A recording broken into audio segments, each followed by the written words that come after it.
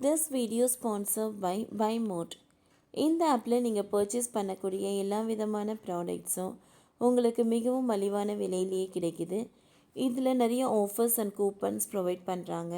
So இதோட link உங்களுக்கு டிஸ்கிரிப்ஷனில் கொடுக்குறேன், யூஸ் பண்ணி பாருங்கள். சவுக்கு சங்கர் விடுதலை.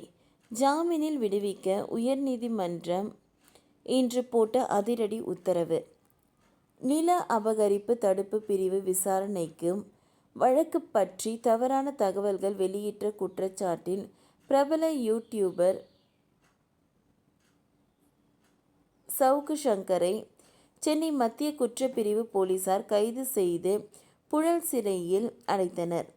இந்த வழக்கில் சவுக்கு சங்கருக்கு சென்னை உயர்நீதிமன்றம் ஜாமீன் வழங்கிய நிலையில் அவர் சிறையில் இருந்து விடுவிக்கப்பட்டுள்ளார். பிரபல யூடியூபராக இருப்பவர் சவுக்கு சங்கர். இவர் யூடியூப் சேனல்களுக்கு ஆளும் திமுக அரசை கடுமையாக விமர்சனம் செய்து வருகிறார். அதோடு முதல்வர் ஸ்டாலின், துணைத் தலைவர் முதல்வர் உதயநிதி ஸ்டாலின், அமைச்சர்கள் பற்றியும் அவர் பல்வேறு குற்றச்சாட்டுகளை கூறி வருவதை வாடிக்கையாக வைத்துள்ளார். இந்நிலையில்தான் நில அபகரிப்பு தடுப்பு பிரிவு விசாரணைக்கு ஒரு வழக்கு தொடர்பாக கடந்த டிசம்பர் 5 சவுக்கு சங்கர் வீடியோ ஒன்றை வெளியிட்டு இருந்தார். இந்த வீடியோவில் கூறிய தகவல் தொடர்பாக விசாரிக்க வேண்டும் என கூறி விசாரணைக்கு ஆஜராக வேண்டும் என்று சவுக்கு சங்கருக்கு சம்மன் அனுப்பி வைக்கப்பட்டது. கடந்த டிசம்பர் 16 அவர் சென்னை மத்திய குற்றப்பிரிவு அலுவலகத்தில் ஆஜரானார்.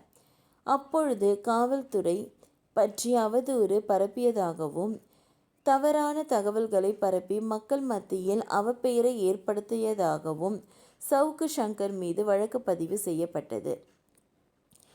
அதோடு சவுக்கு சங்கர் உடனடியாக கைது செய்யப்பட்டார்.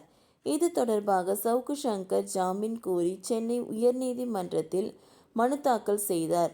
இந்த மனுவை விசாரித்த நீதிபதி ஜி.ஆர். சுவாமிநாதன் ஜனவரி 17 நடந்த விசாரணையில் அவருக்கு ஜாமீன் வழங்கப்பட்டது.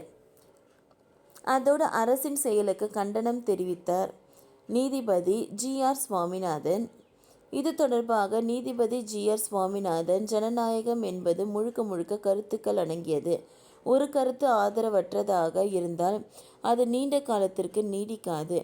ஒரு கருத்தை கூறியதற்காக ஒருவர் மீது வழக்கு தொடுப்பது பாசிச அணுகுமுறையாகும். வழக்கு தொடுப்பது வேறு, கைது செய்து வேறு என்பதை உச்ச நீதிமன்றம் பல்வேறு வழக்குகளில் தெரிவித்துள்ளது. காவல்துறையினர் தேவையற்ற கைது நடவடிக்கையில் ஈடுபடக்கூடாது என்று கூறினர்.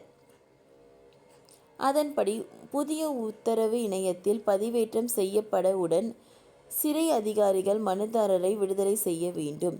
சான்றளிக்கப்பட்ட நகலின் வருகைக்கு காத்திருக்க தேவையில்லை என்று நீதிபதி உத்தரவிட்டார். அதன் அடிப்படையில் இன்று மாலை சவுக்கு சங்கர் விடுதலை செய்யப்பட்டுள்ளார். ஓகே ஃப்ரெண்ட்ஸ், இந்த வீடியோ உங்களுக்கு யூஸ்ஃபுல்லாக இருந்ததுன்னா லைக் பண்ணுங்கள், ஷேர் பண்ணுங்கள், சப்ஸ்கிரைப் பண்ணுங்கள். தேங்க்யூ.